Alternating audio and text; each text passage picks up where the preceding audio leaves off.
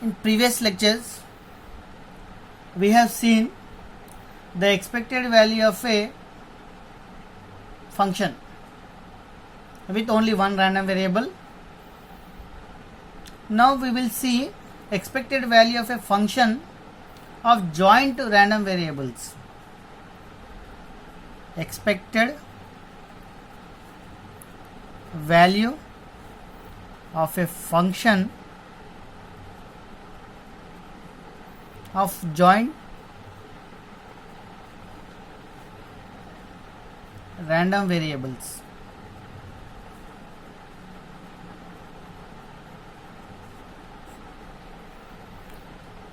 So when we have only one function, so expected value is very straightforward, summation x into p of x. So that we have seen in previous lectures. Now we will see what is the expected value of a function which is having two variables. So let us take a function g of x comma y. Now we can write expected value for this function very straightforward. So here x and y are two random variables with joint probability density function fxy of x comma y. So when I have one random variable, so expected value e of x is, we can write as x into p of x for discrete random variable. Similarly, we can write integration x into fx of x dx. This is the formula we have and we have seen in the previous lectures. Now we are having a function with two random variables x and y.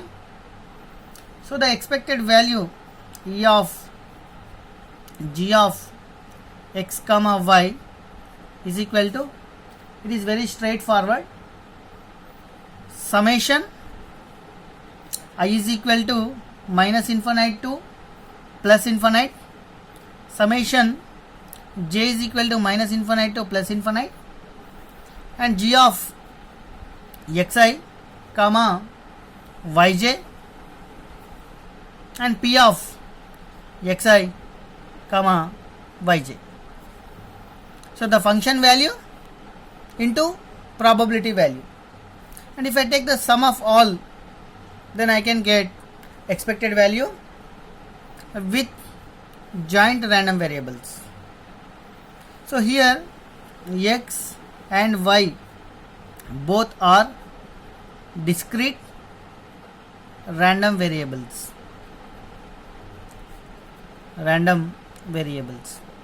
So for continuous random variables, the expected value e of g of x comma y, so we can write it as integration minus infinite to infinite, integration minus infinite to infinite, g of x comma y into fxy of x comma y into dx dy. So when we have only one random variable, the formula is very straightforward, integration x into fx of x dx. So when we have a function with two different random variables, so we need to take two integrations, double integration. So one integration for one random variable, other integration for the random variable y. So here fxy of x comma y is joint probability density function, so which we already familiar with this function. So expected value, we can write it as a summation, double summation g of xi comma yj, p of xi comma yj, when x and y both are discrete random variables. When two random variables are continuous, I can go integration the function with probability dense function with respect to x and y. So when x and y are continuous random variables, so we have a very handy tool in mathematics, that is integration. So we are integrating with respect to x and y with the help of probability dense function. Next we will see moments. Moments with multiple random variables.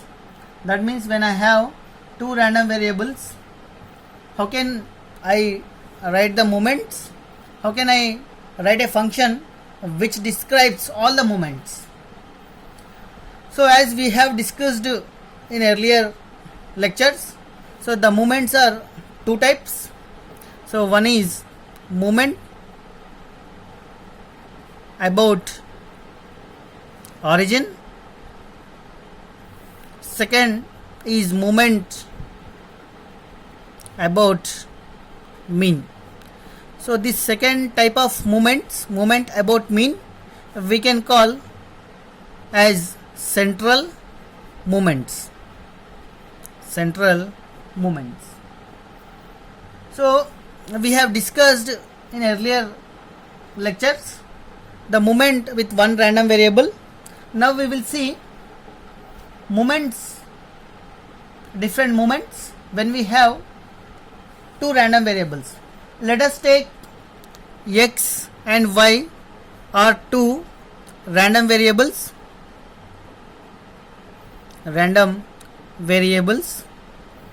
And let us take a function g of x comma y, that is equal to x to the power of n and y to the power of k. Then joint moment about origin, we can write it as m n k, that is equal to expected value of x to the power of n and y to the power of k. So expected value I can write it as, so expected value of x to the power of n, y to the power of k is equal to, so summation I is equal to minus infinite to infinite, summation j is equal to minus infinite to infinite, xi to the power of n, yj to the power of k into p of xi comma yj. So when two random variables are x and y are discrete random variables. Now we will see when two random variables are continuous, then the moment, joint moment about origin is defined as, so m n k is equal to expected value of x to the power of n, y to the power of k. Then the formula will become like this, that is equal to, so integration minus infinite to infinite, integration minus infinite to infinite, so x to the power of n, y to the power of k into fxy of x comma y into dx dy. When x and y both are continuous random variables. So when we have a function with two different random variables x and y, that is defined as x to the power of n, y to the power of k. So generally this function is a real function. The joint moment about origin m and k, we can write it as a expected value of x to the power of n, y to the power of k. So that is very straightforward. So when we have only one random variable, we have written expected value of that random variable is equal to simply summation x into p of x. So here we have two random variables.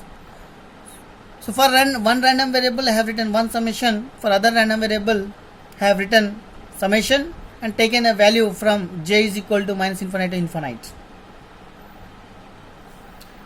So the sum n plus k. So generally the sum n plus k. So this we can call it as a order of the moments. Order of the moments.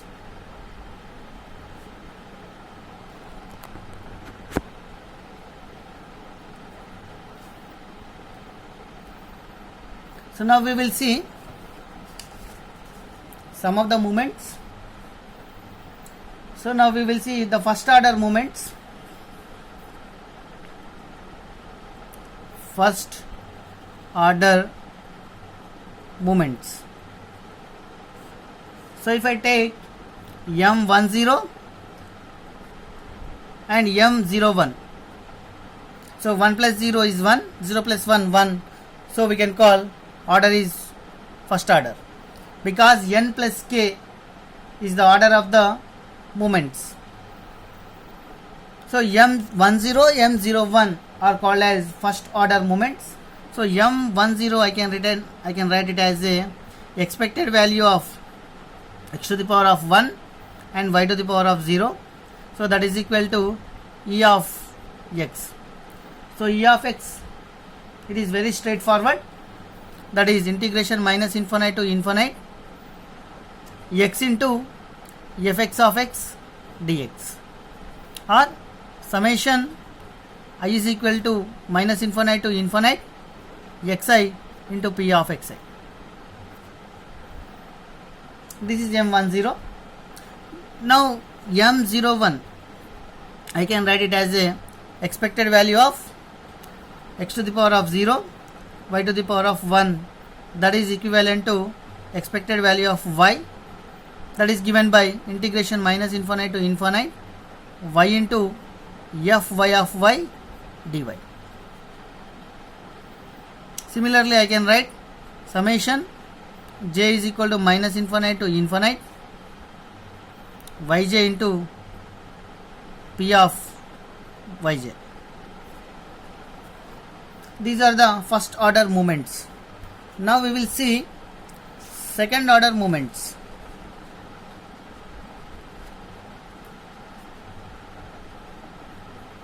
Second order moments. So m11, m20 and m02. So if I add 1 plus 1, I can get 2, 2 plus 0, 2, 0 plus 2, 2. So that we can call m11, m20, m02 are called as second order moments. So I can write m11 as m11 is equal to expected value of x to the power of 1 and y to the power of 1, that is given by integration minus infinite to infinite, integration minus infinite to infinite, because here I have two variables, so I can write x into y. The joint probability dense function with two variables x and y is given by f xy of x comma y into dx dy. Similarly m20 I can write it as expected value of x square, that is given by integration minus infinite to infinite x square into fx of x dx. Similarly m02 I can write as expected value of y square, that is given by integration minus infinite to infinite y square into fy of y dy.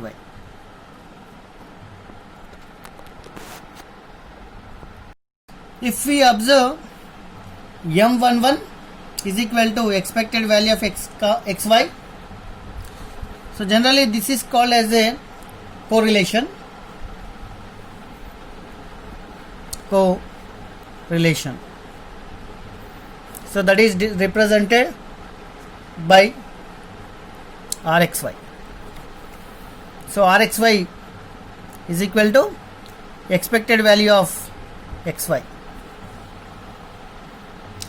So that is given by integration minus infinite to infinite, integration minus infinite to infinite xy into fxy of x comma y dx and dy. For a while, let us consider if fxy of x comma y, this is a joint function. If I separate this joint function to variable x and variable y, that is fx of x into fy of y, let us take for a while if this condition is true, then we will see how can we say when fxy of x comma y is equal to fx of x and fy of y. That means the name itself, we can call it as a correlation, or we can put some other name for that parameter. So we will see now. So rxy is given by integration minus infinite to infinite, integration minus infinite to infinite.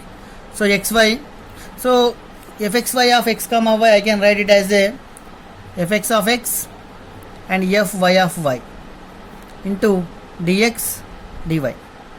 Now I can separate x variable and y variable, then I can get rxy is equal to integration minus infinite to infinite x into fx of x, integration minus infinite to infinite y into fy of y dy. So here I will have dx. Now this I can write it as a expected value of x, this is expected value of y. So rxy is equal to expected value of x into expected value of y. That means, so rxy is equal to e of xy is equal to e of x into e of y. Now here two variables are not dependent. So here two variables are jointly we are finding expected value, but here we are getting two variables are independent. So jointly here there is no joint function here. So expected value is separate for x function and y function. So now we can call x and y both are independent. So now we are looking a condition that when can we say x and y both variables are independent. That is a question one may ask. Now we are looking a solution for that. So when fxy of x comma y is equal to fx of x, fy of y, then two variables are independent. There is no relation. There is no correlation. Now x and y are uncorrelated because expected value of xy is equal to expected value of x, expected value of y. Then both are uncorrelated. So when this condition is true, fxy of x comma y is equal to fx of x into fy of y, then we can say x and y both are independent or uncorrelated.